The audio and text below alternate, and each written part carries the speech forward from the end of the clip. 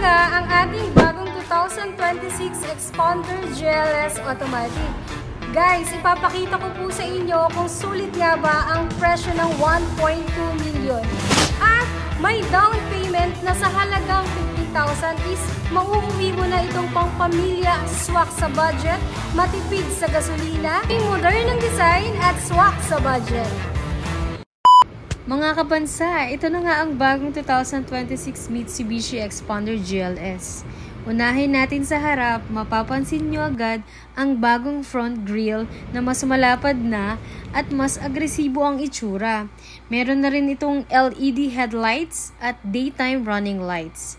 At kung titignan nyo pa, nandito rin yung blade design sa bumper kasama ang LED fog lamps para sa dagdag style at visibility. Pagdating naman po dito sa may gilid, makikita nyo ang bagong 17-inch two-tone alloy wheels. Dagdag pa dyan, mataas ang ground clearance na mayroong 220mm. Kaya panalo to kahit sa baha o rough roads. At hindi pa rin naman mawawala ang ating reverse camera. Meron din po itong modern T-shape LED tail lamps. Bagong design din ng rear bumper na may blade trims para sa dynamic ang dating. At kung buksan nga natin ang likod, makikita ang malapad na cargo space, lalo na kapag naka-fold ang third row seats. So, bagay na bagay talaga to pang family use, lalo na kung mahilig kayong maglibot or mag-travel.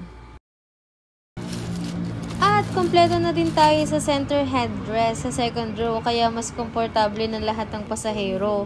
Meron ding USB ports, cup holders at maraming storage option para sa daily use. At para naman po dito sa ating safety features na paborito ko ngayon na nagkaroon na nga ng camera 360. At good news pa nga dahil meron na nga rin tayong active view control. Dati sa Cross lang meron, ngayon kasama na rin pati sa GLS.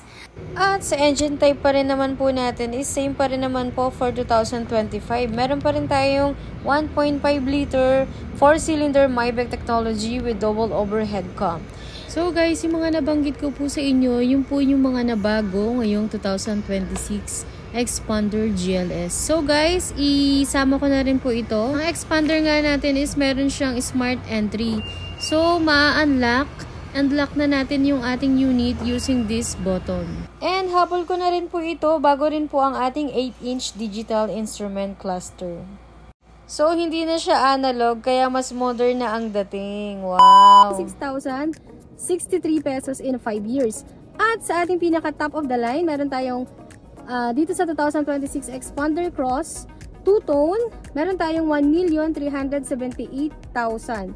And ang down payment lang natin dito, pinaka-lowest down is 19,000. And ang monthly amortization natin is 28,527 pesos. So, yun lang guys. Thank you po for watching and sana sa susunod ikaw naman ang mamit ko dito sa aming dealership. Yun lang guys. I'm Nelsie Mongolabnan, your sales agent. Bago magpasko, mag-apply ka na. Bye!